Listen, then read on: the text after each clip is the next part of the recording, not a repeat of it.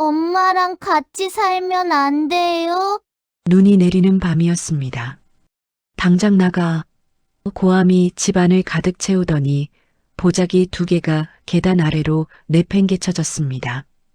7살 쌍둥이가 그 뒤를 따라 골목으로 밀려났고 현관문은 쾅 소리와 함께 닫혔습니다. 형이 떨리는 동생 손을 꽉 잡고 말했습니다. 가자. 그로부터 30년이 흘렀습니다.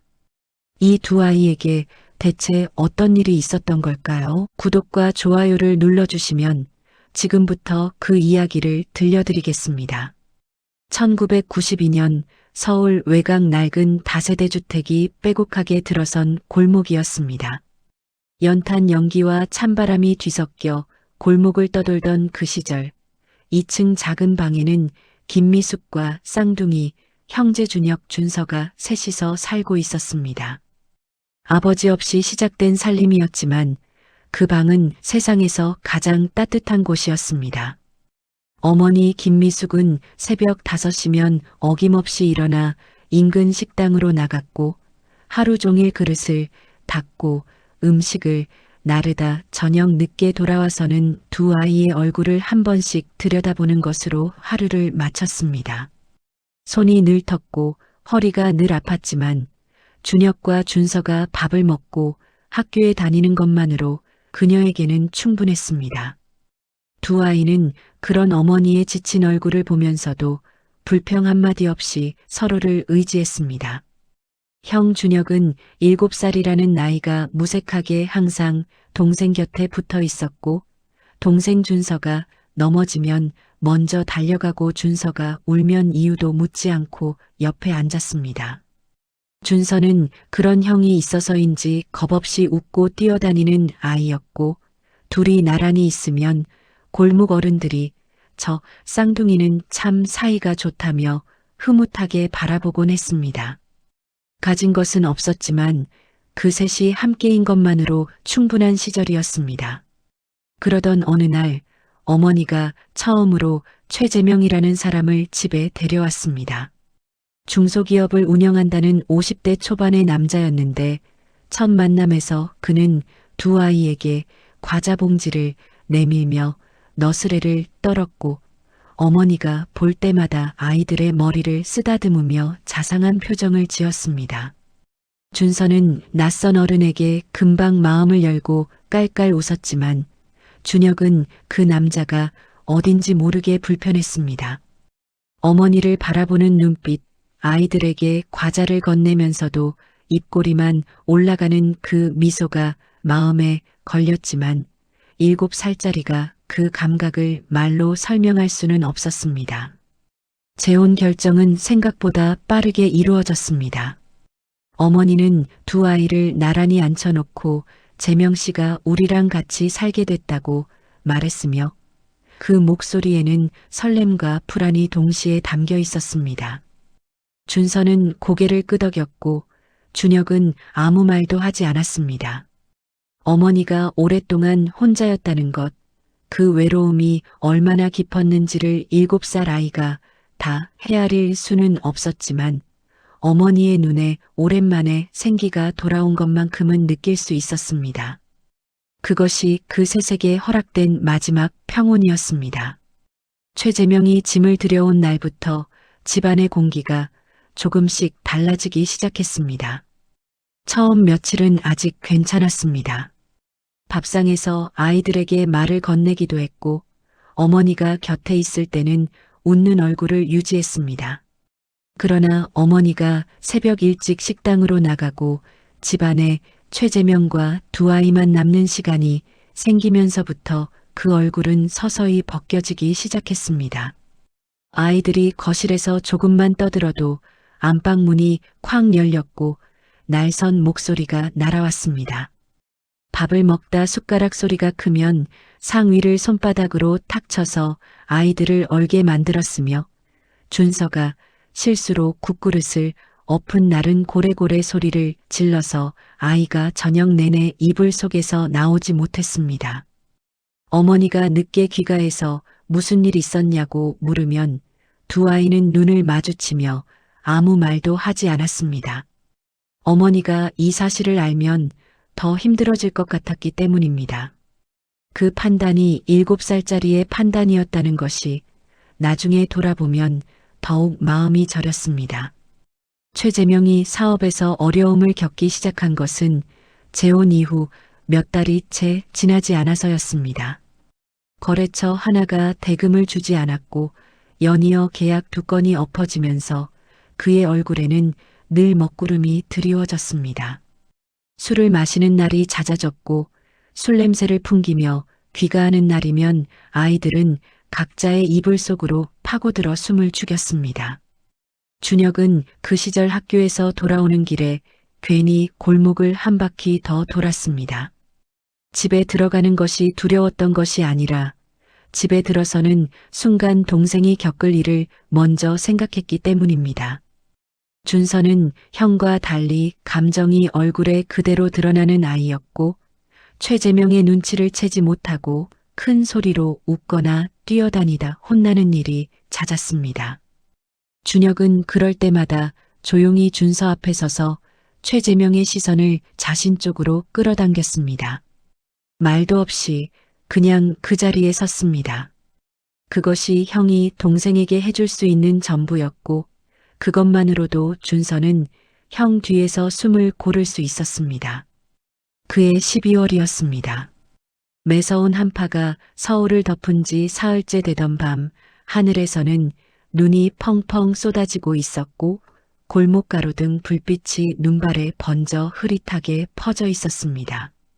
어머니는 식당 송년 행사가 있다며 평소보다 늦게 들어올 거라고 했고 두 아이는 저녁을 먹고 숙제를 마친 뒤 거실에서 나란히 앉아 텔레비전을 보고 있었습니다. 소리를 최대한 줄여서 발소리도 죽여서 최재명이 신경 쓰이지 않도록 바짝 긴장한 채로 그때 현관문이 열렸습니다. 오늘따라 더 일찍 들어온 최재명은 외투도 벗지 않은 채 거실을 가로질러 걸어왔고 소파에 앉아있는 두 아이를 위에서 내려다봤습니다. 술 냄새가 공기를 가득 채웠습니다. 야, 너네 둘 다 이리 와봐. 낮고 건조한 목소리였는데 그 말투가 오히려 더 무서웠습니다. 최재명은 아무 말 없이 안방으로 들어가 베란다 창고에서 낡은 보자기 2장을 꺼내 아이들 앞에 내던지듯 놓았습니다. 짐 싸. 준서가 눈을 깜빡이며 보자기를 바라봤고 준혁이 먼저 입을 열었습니다. 어디 가요? 최재명은 눈도 마주치지 않은 채 아이들의 옷장을 열어 옷가지를 꺼내 보자기 위에 던지기 시작했습니다. 교복, 내복, 얇은 점퍼 하나, 책가방은 통째로 집어들어 현관 쪽으로 밀어냈습니다. 준서가 그제야 상황을 이해했는지 그 자리에서 울음을 터뜨리며 어머니를 불렀지만 어머니는 집에 없었습니다. 최재명은 표정 하나 바꾸지 않고 현관문을 활짝 열었습니다. 눈발이 바람을 타고 현관 안으로 쏟아져 들어왔습니다. 당장 나가. 그 고함이 좁은 복도를 쩌렁쩌렁 울렸고 준서는 현관 바닥에 주저앉아 두 발로 문틀을 짚으며 버텼습니다. 엄마랑 같이 살면 안 돼요? 우리 잘못한 거 없잖아요. 그 목소리는 울음과 항해 사이 어딘가에 있었고 듣는 사람이라면 누구라도 가슴이 무너질 수밖에 없는 소리였습니다. 최재명은 대답 대신 준서의 팔을 잡아 일으켜 세우고 보자기를 쥐어줬습니다. 준혁은 그 순간에도 울지 않았습니다. 눈물이 없는 게 아니었습니다. 눈물이 차오르기도 전에 이미 무언가가 가슴 안쪽에서 단단하게 굳어버리는 느낌이었습니다. 그는 조용히 자신의 보자기를 들고 동생의 손을 꽉 잡았습니다. 최재명이 두 아이의 등 뒤로 현관문을 닫는 소리, 그리고 자물쇠가 걸리는 소리가 연달아 들렸습니다. 계단을 내려가는 두 아이의 발소리가 텅 빈 복도에 울렸고 골목으로 나서자 눈발이 곧장 얼굴을 때렸습니다. 준서는 훌쩍이며 걸었고 준혁은 앞을 보며 걸었습니다. 골목 끝 가로등 아래 서자 준서가 고개를 들어 2층 창문을 바라봤습니다. 불이 꺼져 있었습니다. 그런데 잠시 후 커튼이 아주 조금 흔들렸습니다. 커튼 틈으로 사람의 그림자가 비쳤다가 이내 사라졌습니다. 확인하는 것이었습니다. 준혁은 그 창문을 오래 바라봤습니다. 어머니가 아직 돌아오지 않았다는 것, 최재명이 어머니가 오기 전에 이 일을 끝내버리려 했다는 것이 7살짜리의 머릿속에서 천천히 정리됐습니다. 그 나이에 감당하기에는 너무 냉혹한 이해였습니다. 준혁은 동생의 손을 잡아당겼습니다. 가자. 2글자였습니다. 그날 밤 두 아이는 외삼촌 집 처마 밑에서 어머니를 기다렸습니다. 어머니는 끝내 오지 않았습니다. 아니, 오지 못했다는 표현이 더 정확할지도 모르겠습니다. 차가운 처마 밑에서 준서는 형의 어깨에 기대어 잠들었고 준혁은 밤새 잠들지 못한 채 골목 어귀를 바라봤습니다. 어머니의 발소리가 들려올 것 같아서 눈을 감을 수 없었습니다. 펑펑 쏟아지던 눈은 새벽이 되어서야 그쳤고 골목은 하얗게 덮였습니다. 두 아이의 보자기 위에도 눈이 소복이 쌓였습니다.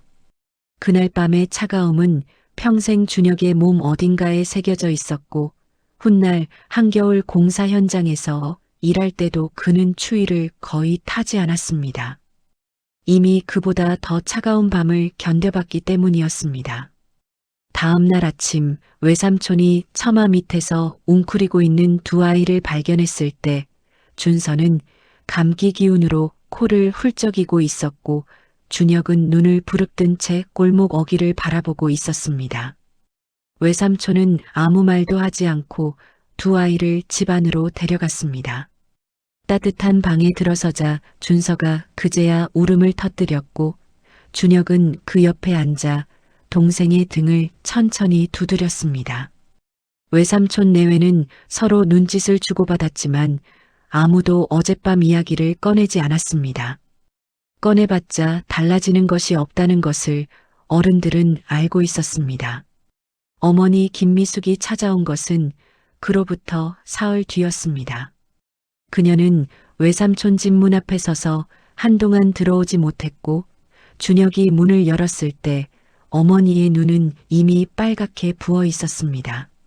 무릎을 꿇고 두 아이를 껴안으며 미안하다는 말을 반복했지만 그 말이 끝날 때마다 다음 말이 이어지지 않았습니다. 데리러 왔다는 말도 다시 함께 살자는 말도 나오지 않았습니다.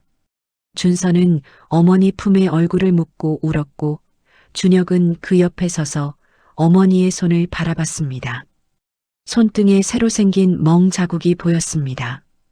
준혁은 그것을 못 본 척했습니다. 못 본 척하는 것이 어머니를 위한 일이라는 것을 그 나이에 이미 알고 있었습니다. 두 아이는 결국 외삼촌 집 창고를 개조한 작은 방에서 살게 됐습니다. 외삼촌은 넉넉한 형편이 아니었지만 조카들을 내치지 않았고 외숙모도 군소리 없이 밥을 차려줬습니다. 그 고마움을 두 아이는 몸으로 갚았습니다. 준혁은 학교가 끝나면 외삼촌 가게 짐을 날랐고 준서는 외숙모 집안일을 거들었습니다. 남의 집에 얹혀 사는 서름이 없지 않았지만 두 아이는 그 서름을 입 밖으로 꺼내는 법이 없었습니다. 말로 꺼내는 순간 더 무거워진다는 것을 그 아이들은 이미 알고 있었습니다. 어머니는 한 달에 한두 번 찾아왔습니다. 올 때마다 과자나 참깨를 사들고 왔고 두 아이의 얼굴을 한참 들여다보다가 눈물을 글썽이며 돌아갔습니다.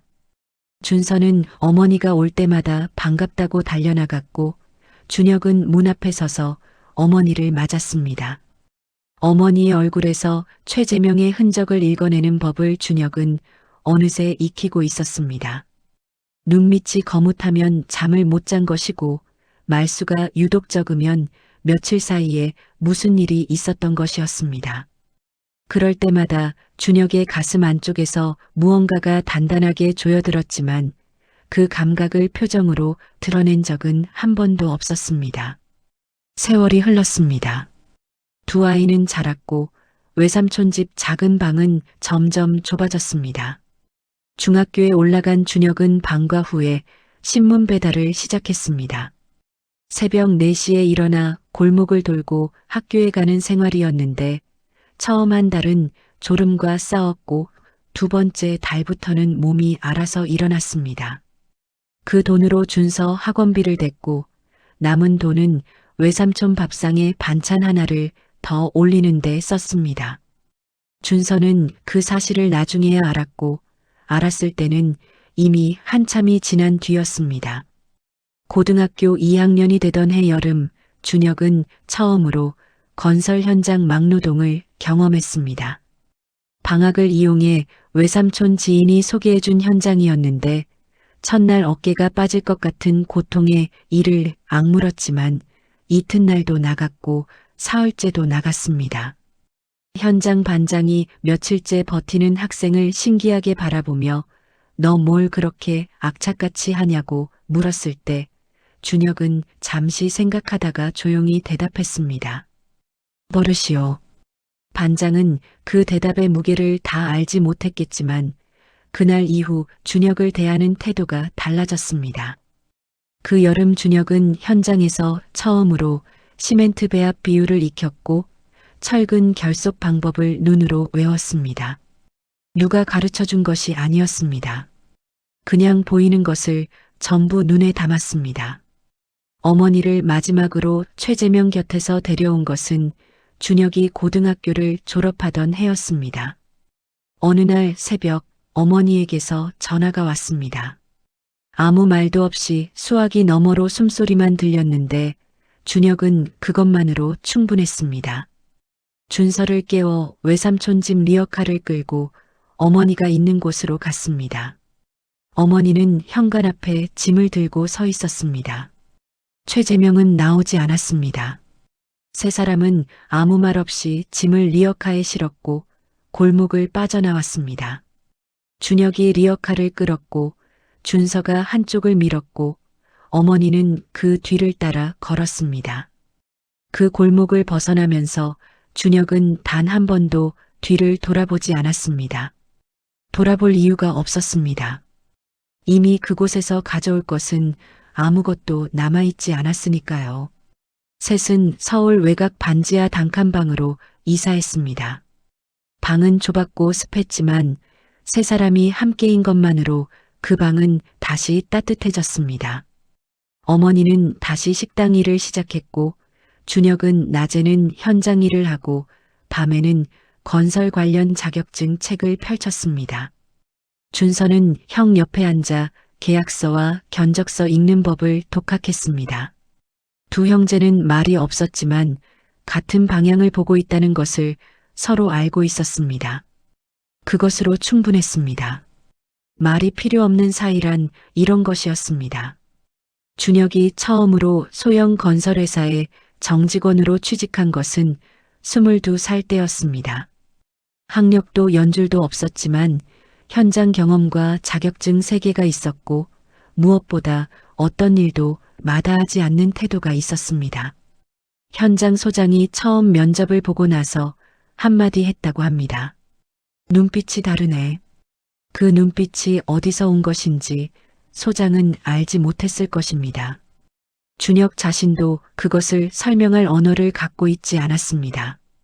그저 그 눈빛은 영하 8도의 골목 가로등 아래서 불 꺼진 창문을 올려다보던 그날 밤부터 만들어진 것이었습니다.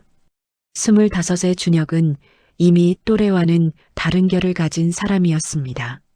같은 현장에서 일하는 동료들이 퇴근 후 삼겹살집으로 몰려갈 때 준혁은 혼자 남아 도면을 들여다봤고 휴일에 다들 쉬는 시간에 그는 다른 현장을 찾아가 공법을 눈으로 익혔습니다. 욕심이 많아서가 아니었습니다.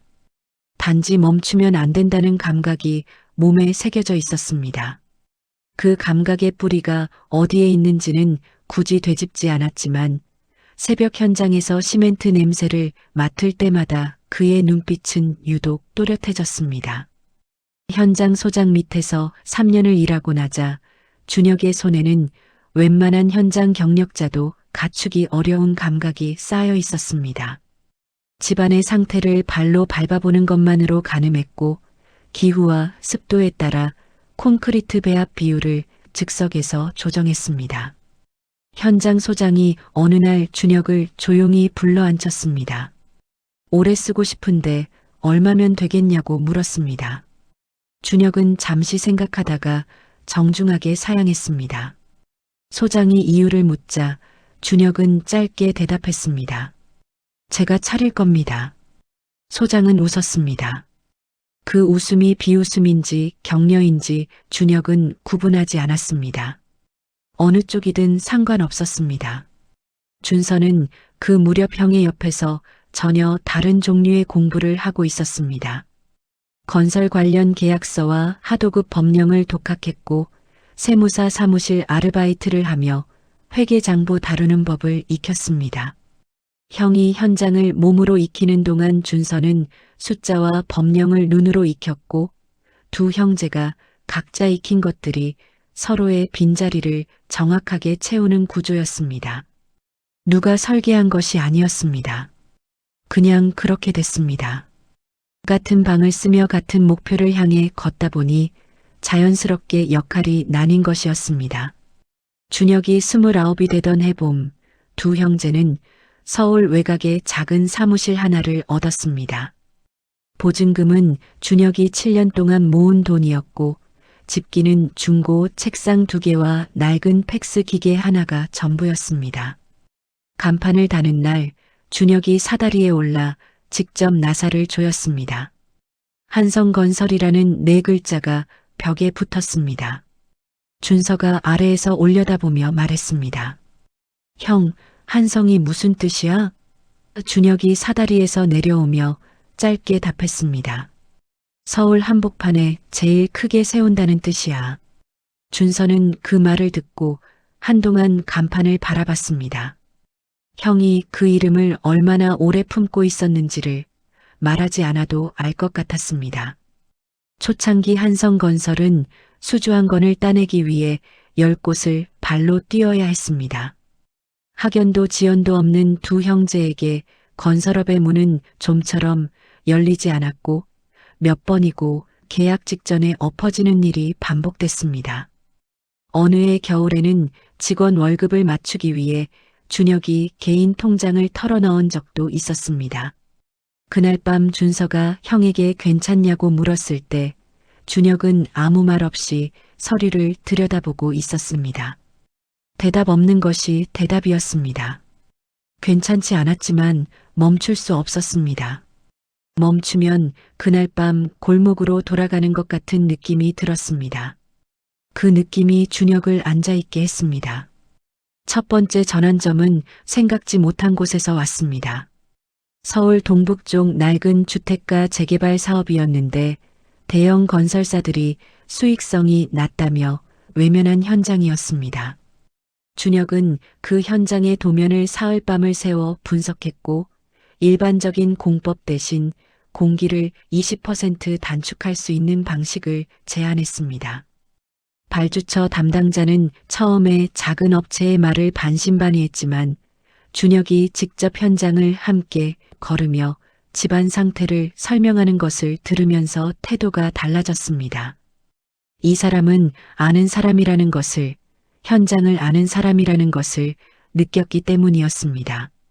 계약서에 도장이 찍히던 날 준혁은 아무런 표정 변화 없이 악수를 했습니다. 사무실로 돌아와 혼자 앉아서야 처음으로 긴 숨을 내쉬었습니다. 그 현장이 마무리됐을 때 한성건설의 이름은 업계 일부에서 조금씩 오르내리기 시작했습니다. 공기를 맞추는 회사, 약속을 지키는 회사라는 평판이었습니다. 화려한 광고도 없었고 연줄도 없었지만 한번 함께 일한 발주처가 다시 찾아오는 일이 생겨났습니다. 준서는 그 과정에서 계약 구조를 점점 정교하게 다듬었고 하도급 업체와의 관계를 관리하는 방식을 체계화했습니다. 두 형제는 여전히 말이 없었지만 눈빛만으로 다음 수를 읽는 사이가 되어 있었습니다. 어머니 김미숙은 그 시절에도 여전히 식당 일을 했습니다. 준혁이 그만두셔도 된다고 말할 때마다 어머니는 손을 내저었습니다. 내가 놀면 몸이 더 아파. 그 말이 반은 사실이고 반은 두 아들에게 짐이 되기 싫다는 마음이라는 것을 준혁은 알고 있었지만 더 이상 말하지 않았습니다. 어머니의 방식을 존중하는 것이 더 나은 사랑이라는 것을 그는 어느새 배워 있었습니다. 다만 매주 한 번씩 어머니 식당 문을 열고 들어가 밥을 먹었습니다. 말이 많지 않은 식사였지만 그 시간이 준혁에게는 일주일 중 가장 고요한 시간이었습니다. 회사를 세운 지 7년이 지났을 무렵 한성건설은 직원 40명의 중견 건설사로 성장해 있었습니다. 서울 재개발 사업을 연달아 수주했고 수도권 물류센터 시공 이력도 쌓였습니다. 준혁의 이름이 업계에서 통하기 시작했지만 정작 그는 달라진 것이 없었습니다.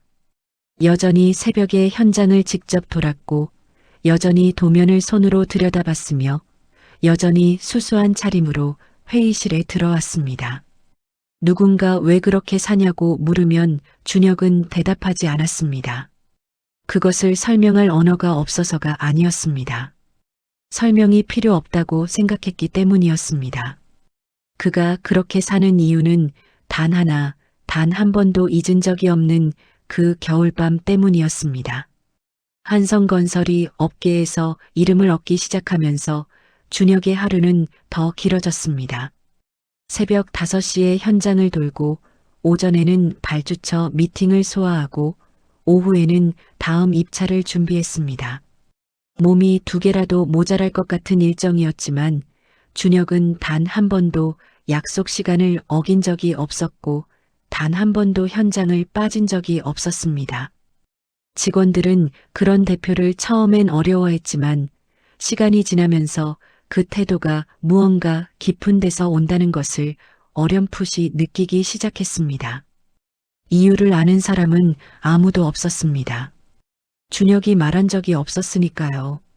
그해 가을 한성건설에 꽤 큰 기회가 찾아왔습니다.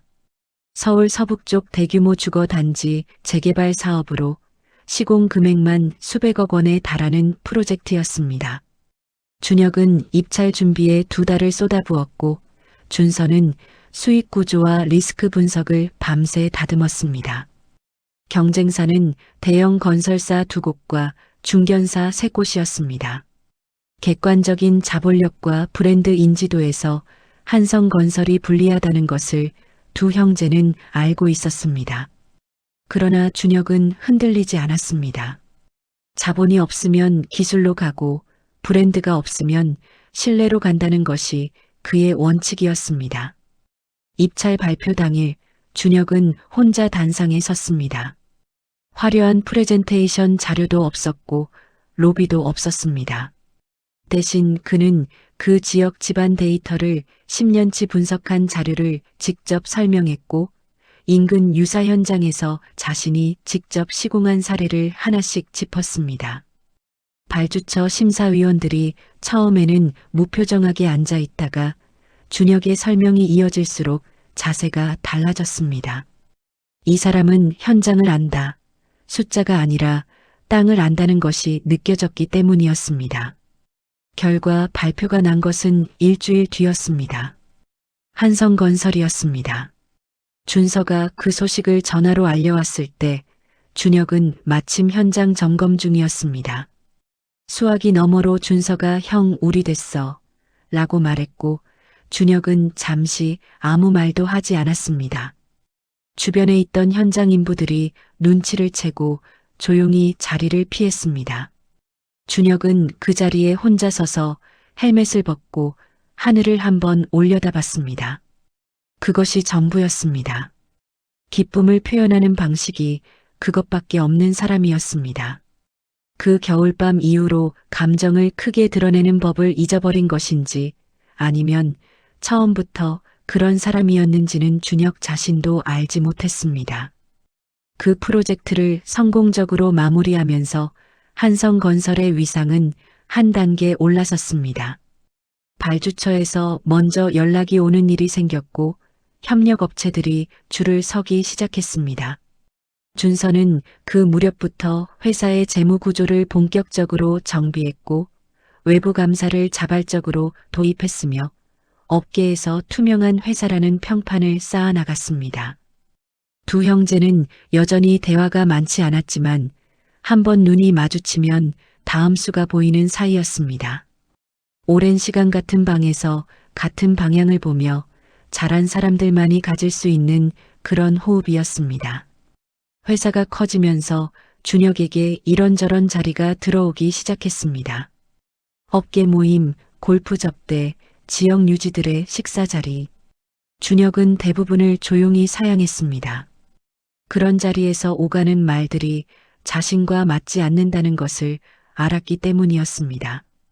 학벌을 묻고 출신을 따지고 누구를 아느냐를 놓고 위아래를 가르는 그 문법이 낯설었습니다. 아니, 낯선 것이 아니라 오래전에 이미 그 문법으로 상처를 입은 적이 있었습니다. 그래서 그 문법의 바깥에서 살기로 결심한 지 오래였습니다. 그럼에도 준혁이 절대 빠지지 않는 자리가 하나 있었습니다. 매주 일요일 오전 어머니 식당이었습니다. 어머니는 그 시절에도 여전히 식당 일을 했고 준혁은 일주일에 한 번 그 낡은 식당 문을 열고 들어가 자리에 앉았습니다. 어머니가 직접 끓여주는 된장찌개를 먹으며 별다른 말을 나누지 않았지만 그 시간이 준혁에게는 한 주를 버티게 하는 닭 같은 것이었습니다.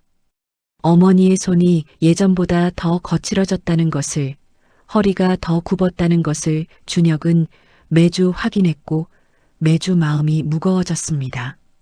그러나 그 무게를 표현하는 대신 그는 그것을 다음 주 월요일 현장으로 가져갔습니다. 어느 일요일 된장찌개를 먹다가 어머니가 뜬금없이 말했습니다. 요즘 재명 씨가 많이 아프다더라 하고 준혁은 숟가락을 내려놓지 않았습니다. 표정도 바꾸지 않았습니다. 그저 찌개를 한 숟가락 더 떴습니다. 어머니는 그 이상 말을 잇지 않았고 준혁도 묻지 않았습니다. 그러나 그날 식당을 나오면서 준혁의 머릿속에는 오랫동안 접어두었던 이름 하나가 다시 펼쳐졌습니다. 최재명. 아프다는 것은, 사업이 안 된다는 것은, 돈이 없다는 것은, 그 세 가지가 연결되는 방향이 어디인지를 준혁은 직감적으로 알았습니다. 다만 그것이 언제 어떤 모양으로 나타날지는 알지 못했습니다. 그리고 그것은 생각보다 빠르게, 그리고 생각보다 훨씬 직접적인 방식으로 찾아왔습니다. 그날이 온 것은 봄이 막 시작되던 3월의 어느 오전이었습니다. 한성건설 로비는 여느 때처럼 조용했고 안내 데스크 직원은 오전 방문자 명단을 확인하며 하루를 시작하고 있었습니다. 그때 예약 없이 찾아온 방문객이 있었습니다. 70대 초반으로 보이는 노인이었는데 한때는 제법 좋은 옷을 즐겨 입었을 것 같은 체형이었지만 지금은 어딘가 헐렁하게 늘어진 점퍼 차림이었습니다. 그는 안내 데스크 앞에 서서 명함을 내밀며 대표님을 좀 뵙고 싶다고 했습니다. 사업 제안건으로 왔다고 했습니다. 직원이 명함을 확인하고 내부에 연락을 넣었습니다. 잠시 후 수화기 너머에서 대표님이 직접 만나시겠답니다. 라는 말이 돌아왔습니다. 노인은 속으로 안도했습니다. 운이 트이는구나 싶었습니다. 준혁은 그 이름을 보고했다는 직원의 말을 들었을 때 잠시 눈을 감았습니다. 최재명. 30년 만에 그 이름이 자신의 회사 로비에서 불렸습니다.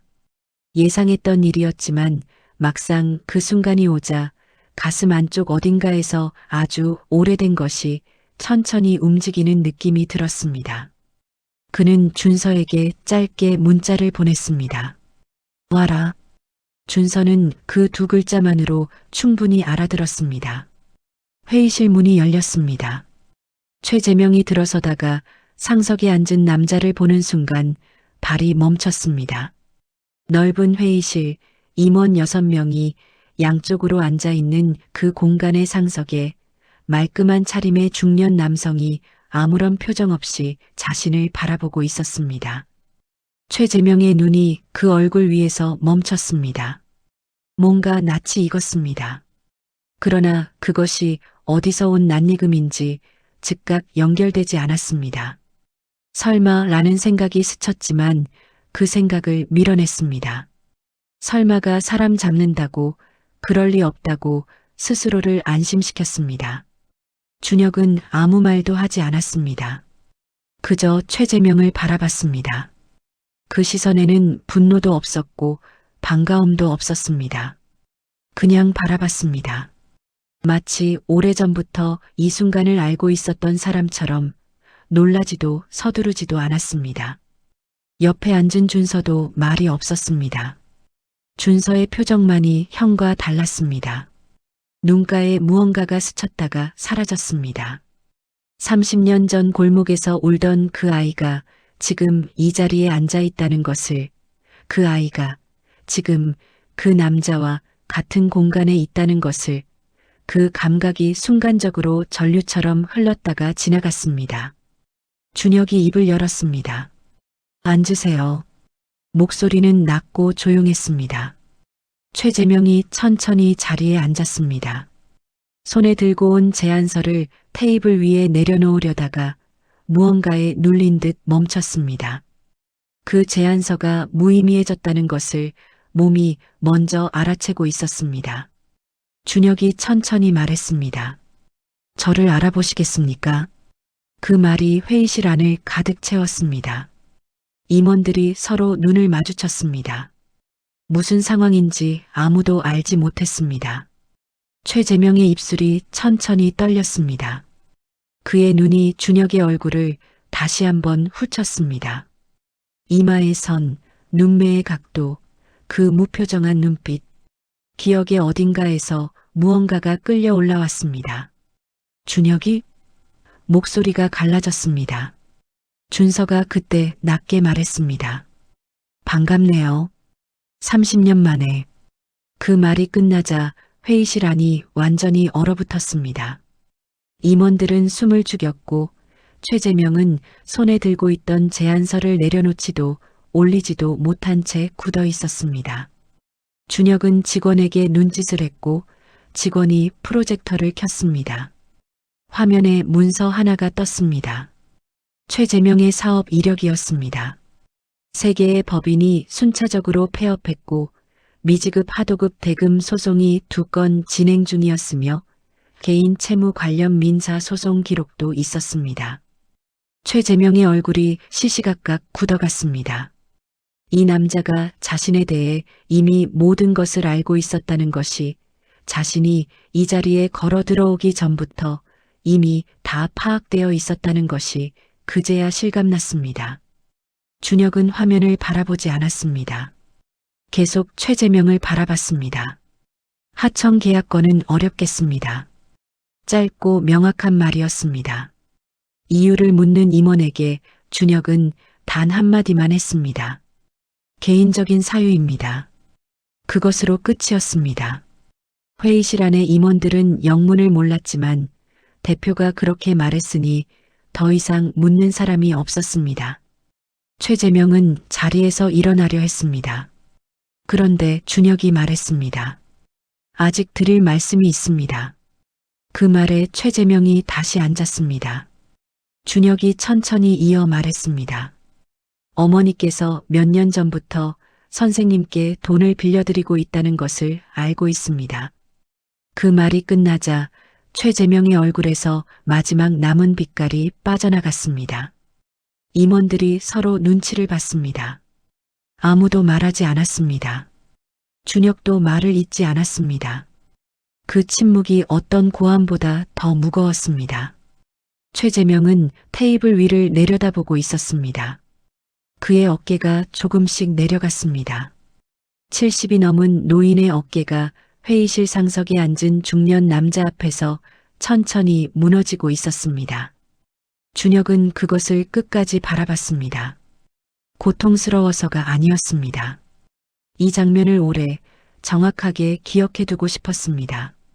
30년 전 그 골목에서 자물쇠를 걸었던 사람이 지금 이 자리에서 스스로 무너지고 있다는 것을.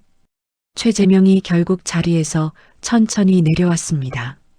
무릎이 바닥에 닿았습니다. 임원들이 술렁였습니다. 준혁은 움직이지 않았습니다. 준서는 눈을 감았습니다. 최재명의 입에서 말이 나왔습니다. 미안하다는 말이었습니다. 그 말이 공기 속에 흩어졌습니다. 준혁은 대답하지 않았습니다. 용서한다는 말도 됐다는 말도 하지 않았습니다. 다만 자리에서 일어나 재킷을 여미고 준서에게 눈짓을 했습니다. 오늘 저녁 어머니 식당 가자는 말을 입 밖으로 내지 않았지만 준서는 알아들었습니다. 두 형제는 회의실을 나왔습니다. 복도를 걸으며 준서가 나지막이 말했습니다. 형, 괜찮아? 준혁은 걸음을 멈추지 않았습니다. 그리고 오랜 침묵 끝에 짧게 말했습니다. 이제는. 그날 저녁 두 형제는 어머니의 식당으로 향했습니다. 봄비가 가늘게 내리고 있었고 골목 어귀에서부터 된장찌개 냄새가 흘러나왔습니다. 준혁은 걸으면서 아무 말도 하지 않았고 준서도 말을 걸지 않았습니다. 오늘 같은 날은 말이 필요 없다는 것을 두 형제는 오래전부터 알고 있었습니다. 식당 문을 열자 어머니가 주방에서 고개를 내밀었습니다. 두 아들이 함께 온 것을 보고 앞치마에 손을 닦으며 나왔습니다. 무슨 일이냐? 는 말 대신 어서 앉으라고 했습니다. 오래 살아온 사람은 말하지 않아도 안다는 것이 어머니의 눈빛에서 드러났습니다. 준혁이 자리에 앉아 조용히 입을 열었습니다. 오늘 최재명이 회사에 왔다고 했습니다. 어머니의 손이 멈췄습니다. 그릇을 내려놓으려다 그대로 굳었습니다. 준서는 형과 어머니를 번갈아 바라봤습니다. 준혁은 서두르지 않았습니다. 낮고 차분한 목소리로 오늘 회의실에서 있었던 일을 처음부터 끝까지 이야기했습니다. 최재명이 하청 계약을 따라왔다는 것, 임원들이 보는 앞에서 모든 것이 드러났다는 것, 그리고 그가 끝내 무릎을 꿇었다는 것을. 어머니는 그 이야기를 들으면서 아무 말도 하지 않았습니다. 눈물도 흘리지 않았습니다. 그저 두 손을 무릎 위에 얹고 앉아서 아들의 말을 들었습니다. 이야기가 끝나자 잠시 침묵이 흘렀습니다. 그때 준혁이 오래 묻지 못했던 것을 꺼냈습니다. 어머니가 최재명에게 돈을 빌려줬다는 것을 알고 있다고 했습니다. 어머니의 눈이 흔들렸습니다. 어떻게 알았냐고 묻지 않았습니다. 알고 있었구나 라는 얼굴이었습니다. 준서가 형 옆에서 천천히 말했습니다. 어머니, 왜 그러셨어요? 그 목소리는 나무라는 것이 아니었습니다. 이해하고 싶다는 것이었습니다.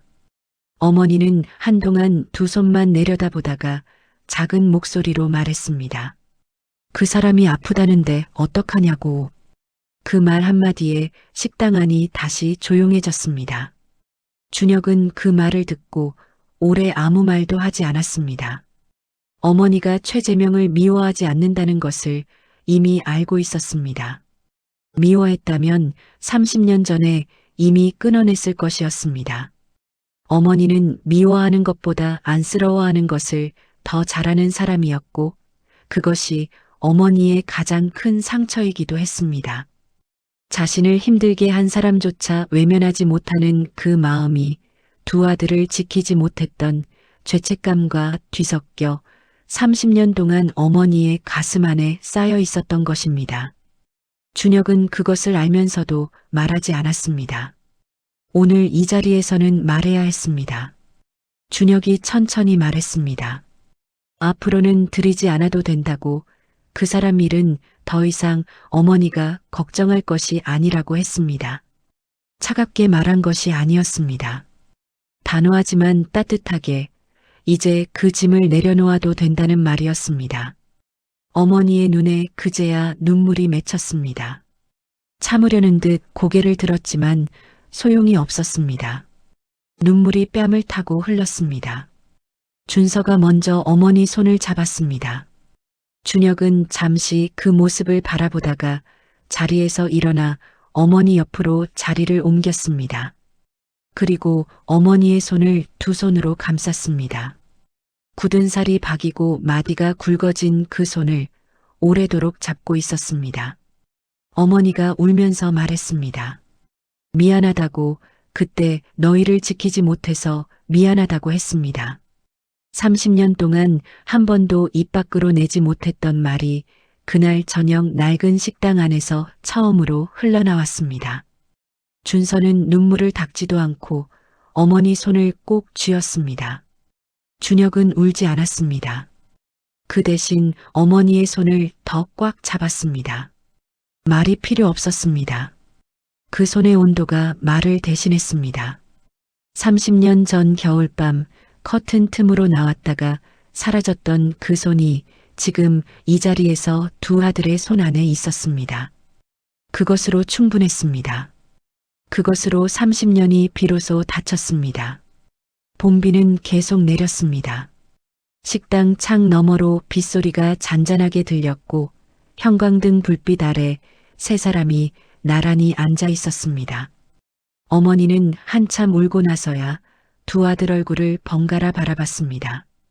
그리고 처음으로 물었습니다. 너희 그동안 많이 힘들었지 하고 준서가 웃으며 대답했습니다. 별로요, 형이 있었는데요 라고 했습니다. 그 말에 어머니가 다시 울었고 준혁은 그 옆에서 조용히 앉아 있었습니다. 그의 눈빛이 평소와 달랐습니다. 단단하게 굳어있던 무언가가 아주 조금 풀려 있었습니다. 식사를 마치고 식당을 나서면서 준혁은 입구 쪽에 걸려있는 낡은 달력을 봤습니다. 어머니가 매년 같은 자리에 거는 달력이었는데 3월 어느 날짜에 작게 동그라미가 쳐져 있었습니다. 준혁은 그 날짜가 무엇인지 알았습니다. 두 아이가 그 골목에서 쫓겨났던 날이었습니다. 어머니는 30년 동안 매년 그날을 달력에 표시하고 있었습니다. 잊지 않겠다는 것인지, 잊고 싶지 않은 것인지, 아니면 그날을 지워버리고 싶지만 그럴 수 없는 것인지 준혁은 알 수 없었습니다. 다만 그 작은 동그라미를 보는 순간 그는 어머니가 30년 동안 혼자 얼마나 무거운 것을 안고 살았는지를 비로소 온전히 느꼈습니다. 그리고 그것이 오늘에야 조금 가벼워졌다는 것도. 준혁은 식당 문을 닫으며 뒤를 돌아봤습니다. 어머니가 다시 주방으로 들어가 설거지를 시작하고 있었습니다. 그 뒷모습이 예전보다 조금 가벼워 보였습니다. 어쩌면 그것은 준혁의 착각이었는지도 모릅니다. 그러나 그날 밤 그는 처음으로 오래 잠들었습니다. 영하 8도의 그 골목이 꿈에 나타나지 않은 밤이었습니다.